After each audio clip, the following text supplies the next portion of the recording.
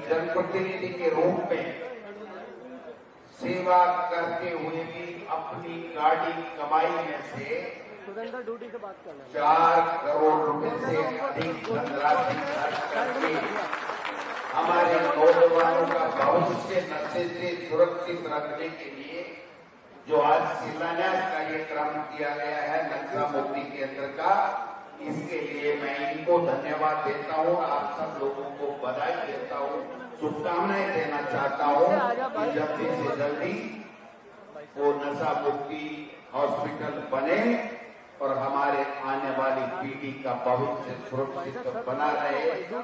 इसके लिए जितनी पूरी इनकी प्रशंसा की जाए, जितना धन्यवाद इनको दिया जाए वो कम। आज यहाँ पर हमारे जिला अध्यक्ष अंकुर मिकलानी जी, हमारे लोकसभा के सांसद कुलदीप इंदौरा जी, हमारे संविधान बचाओ रैली के संयोजक गोविंद राम मेघवाल जी, डूंगराम गेदर साहब, सोम नाइक जी, शिमला नाइक जी, विकास चौधरी जी, विनोद गेटवाल जी, हमारे नसीम अख्तर जी, जियाउर रहमान जी, राजकुमार गौड़ साहब, जगदीश जी जागीर साहब, सोना देवी बावरी जी, महेंद्र गहलोत जी, परमजीत सिंह रंधावा जी, महेश चौधरी, हमारे उपाध्यक्ष एनएसवाई, ओम प्रकाश नागा जी, हमारे रमेश बंसी,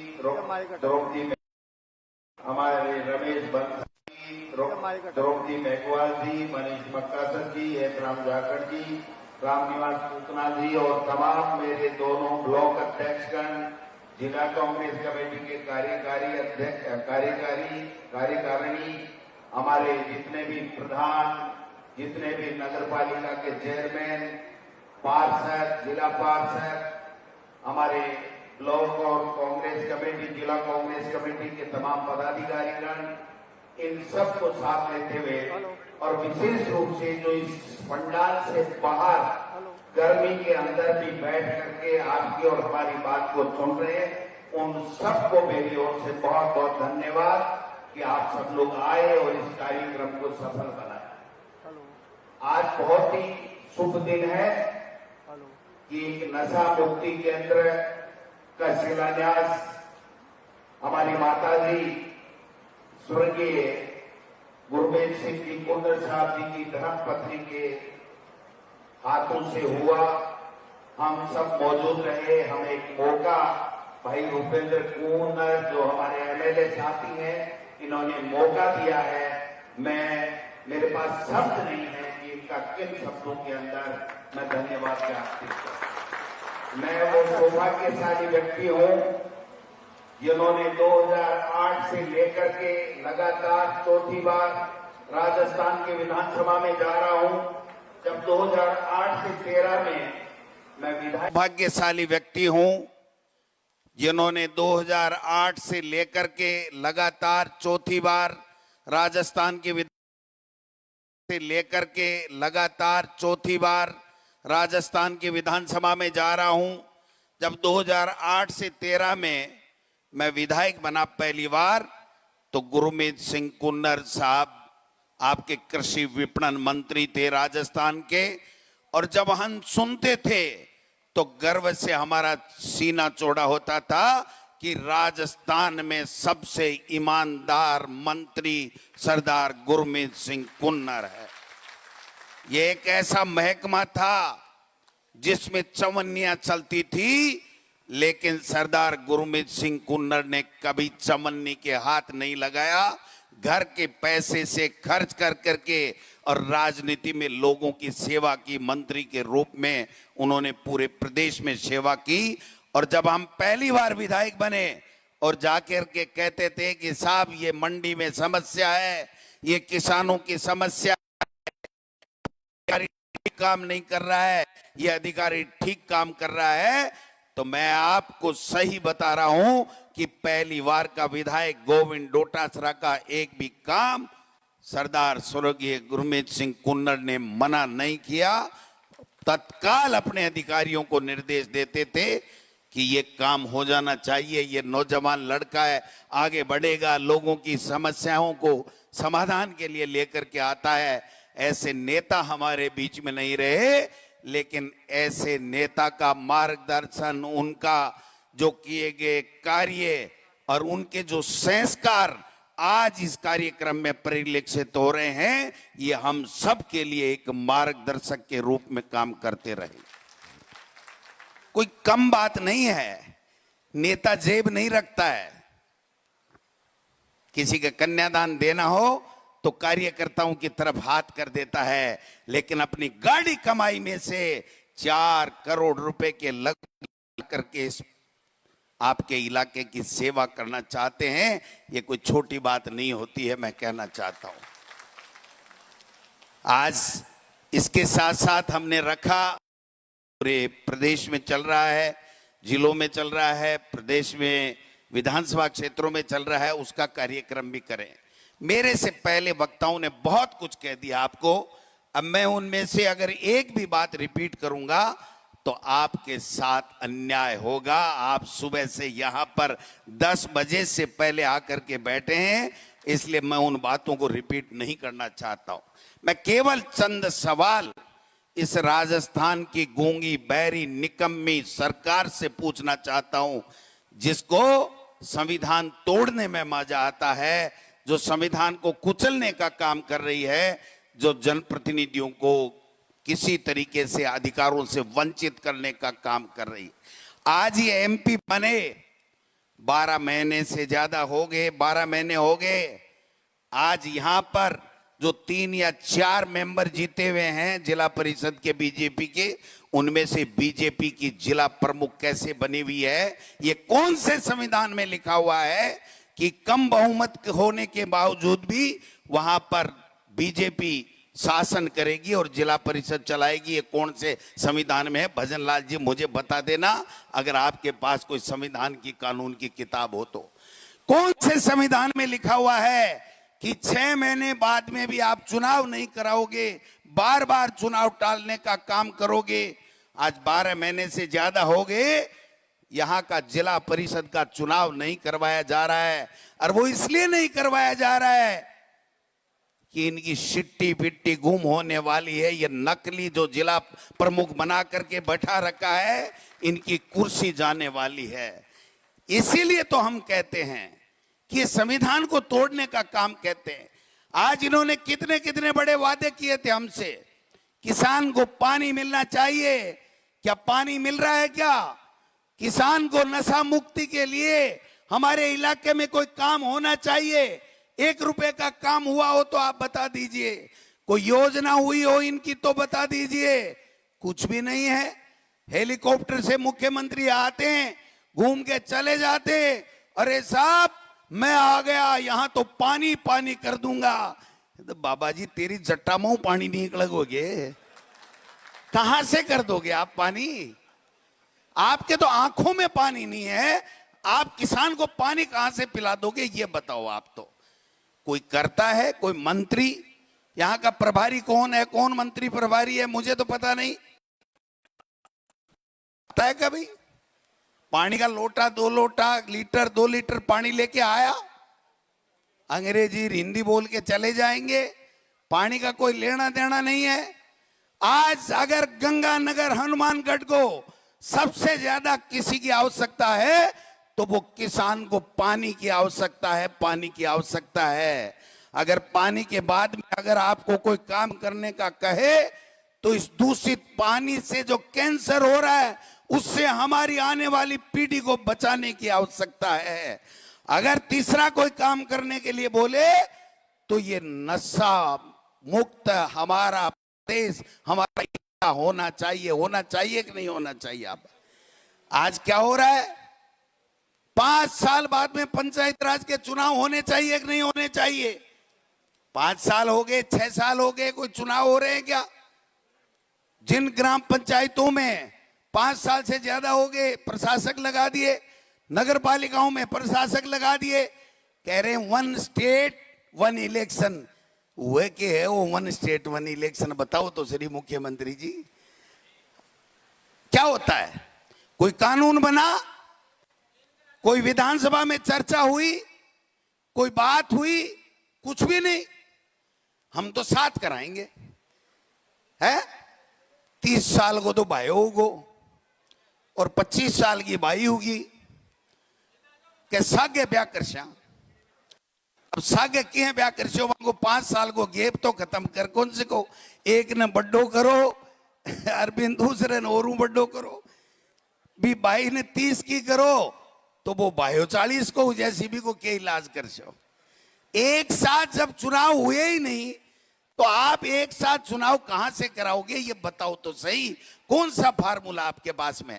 ये मोदी जी कहते थे महिला आरक्षण बिल ला दिया मैंने, कल आपने देखा न जनगणना होगी इस 2028 तक मोदी जी के तीसरे कार्यकाल में 5 साल तक कोई जनगणना नहीं होगी, कोई जातिगत जनगणना नहीं होगी, कोई परिसीमन नहीं होगा और कोई महिला आरक्षण लागू नहीं होगा। इस तरीके का कानून बना करके वाई लूटने वाले मोदी जी से पूछो तो सही कि आपने महिला आरक्षण दिया था क्या हुआ।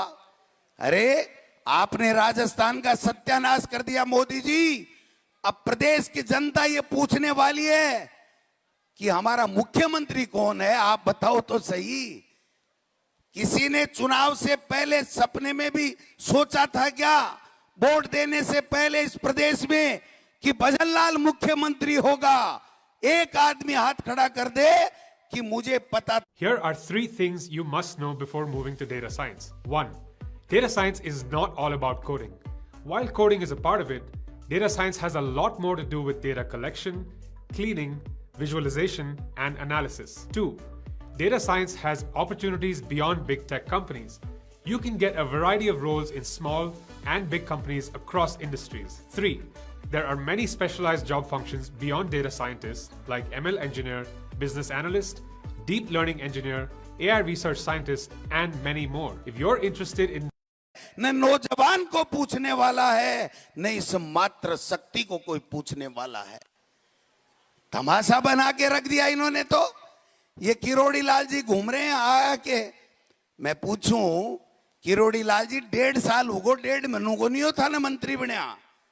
आप बीजा की जांच करो, खाद की जांच करो, मुख्यमंत्री भजनलाल की जांच करो, लेकिन 1.5 साल निकल गया।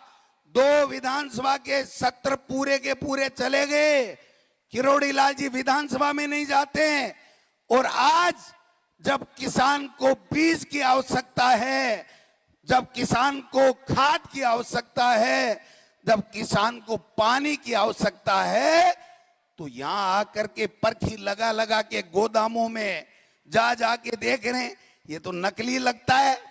और फिर मालिक की आंखों में आंख मिला के कहते हैं मिल लेना आ जाना, नकली का असली बना दूंगा, नकली का असली बना दूंगा। बड़ा खेल चल रहा है, समझ में नहीं आता। मुझे कोई गंगानगर में कह रहा था, मैंने कहा किरोड़ी लाल जी आए क्या करके गए। बोले केलम में केलम का खेला करके चले गए। केलम में खेलम क्या खेला समझा नहीं मैं। बोले डोटासरा जी ते अत्ता बोला किया होया। मैं क्यों क्या। बोले साहब केलम होटल है गंगानगर में और उसमें किरोड़ी लाल मीणा खेला करके चले गए, किसान को कुछ भी नहीं मिला। मैं क्यों भाई कैसे। वो तो जांच करने आए थे, नकली खाद पकड़ने आए थे, नकली बीज पकड़ने आए थे, किसानों को असली बीज देने के लिए आए थे, असली खाद देने के लिए आए थे। बोले हमसे तो मिले ही नहीं। और वो बीज वाले खाद वाले जो लाइसेंसधारी है ना, जो व्यापारी हैं, उनकी आंखों में आंखें मिलाई और किरोड़ी लाल जी फुर वापिस जयपुर चले गए। ये कोई बात होती है। किसान के साथ आप धोखा कर रहे हो। आज जब किसान को बीज की आवश्यकता है, खाद की आवश्यकता है, तो आप सस्पेंस क्रिएट कर रहे हो कि पूरे हिंदुस्तान में, पूरे भारत में खाद नकली चल रही है, बीज नकली चल रहे हैं। तो मैं पूछना चाहता हूं किरोड़ी लाल मीणा जी और भजनलाल जी, बताओ असली कहां मिलता है। और आप 1.5 साल से नकली बीज और खाद को बनने क्यों दे रहे थे।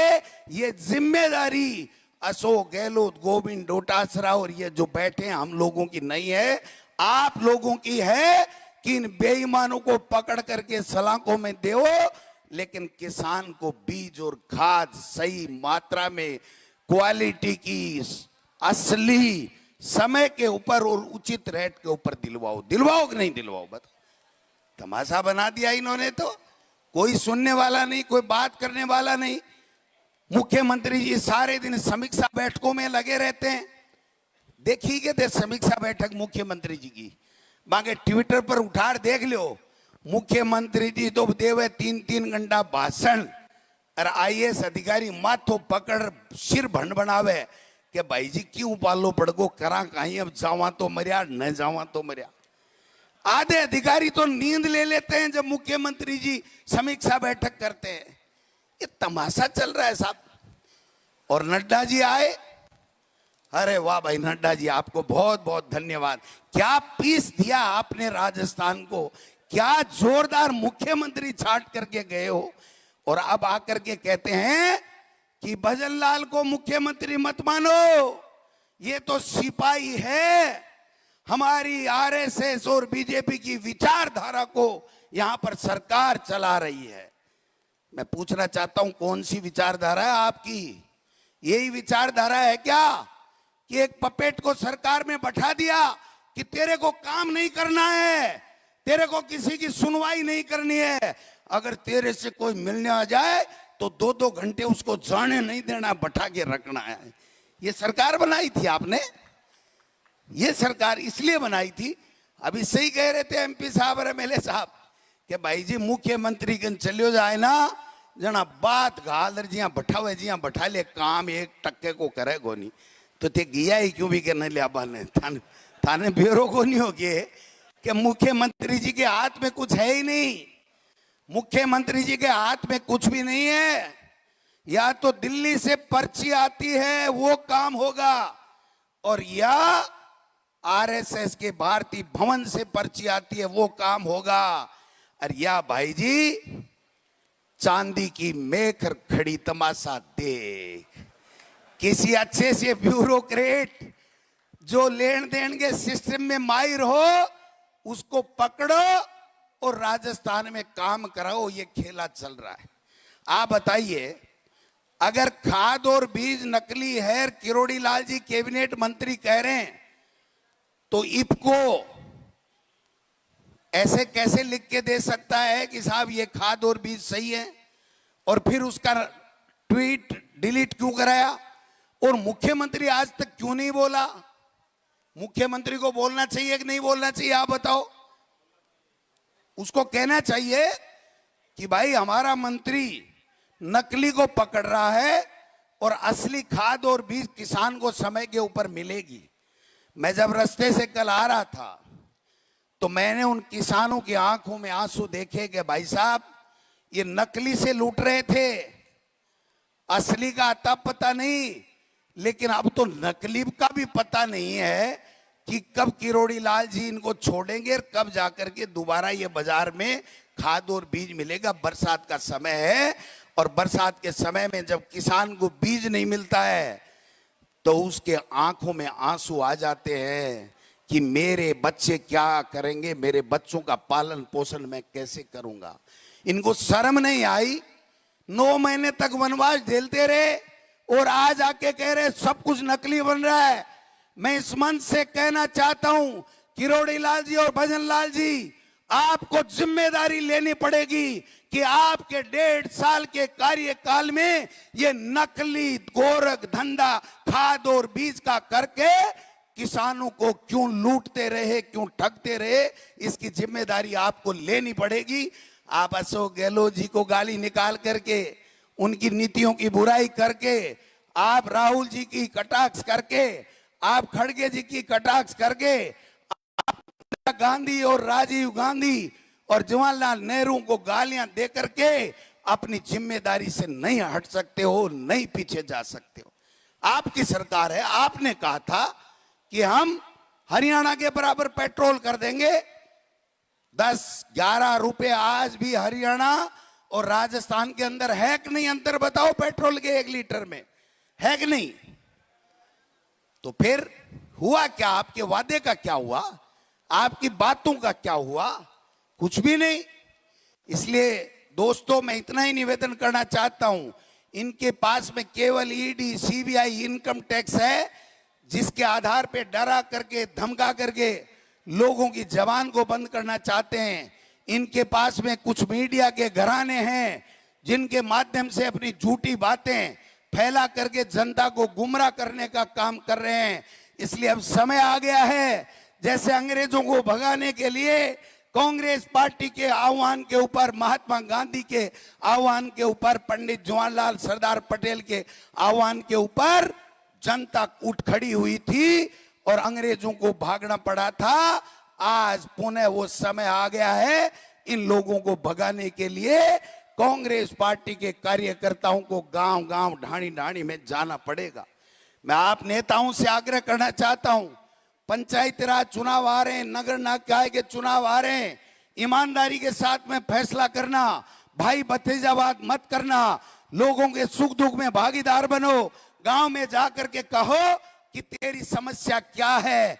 वो अगर समस्या का समाधान करोगे, अगर सही लोगों का चुनाव लड़ने के लिए चयन करोगे, तो इस भारतीय जनता पार्टी की पुपाड़ी बोल जाएगी, पुपाड़ी बोल जाएगी। ये मैं कहना चाहता हूं। अबे बाहर कह रहा मोरिया बुलाओ, डेली मोरिया थोड़ी बोल रहे भाई जी, कहते पुपाड़ी भी बोलनी पड़े। और थे तो मेरी बात बहुत मानो, जब उपचुनाव था, रूबी कुन्नर जब चुनाव लड़ रहा था, तो मैंने कहा था कि इस मंत्री को अग्निवीर मंत्री बना देना। आपने मेरी बात रख दी, इसके लिए भी मैं धन्यवाद देना चाहता हूं आपसे। मैं ज्यादा आपकी अग्नि परीक्षा नहीं लूंगा, सब लोगों ने अच्छी अच्छी बातें की है। मैं तो इतना कहना चाहता हूं कि कांग्रेस के कार्यकर्ता, नेता लोगों के बीच में जाकर के उनकी दुख तकलीफ के साथ में खड़े रहें, कांग्रेस पार्टी को मजबूत करें, लोगों की समस्याओं का समाधान में अपना श्रम शक्ति लगाएं।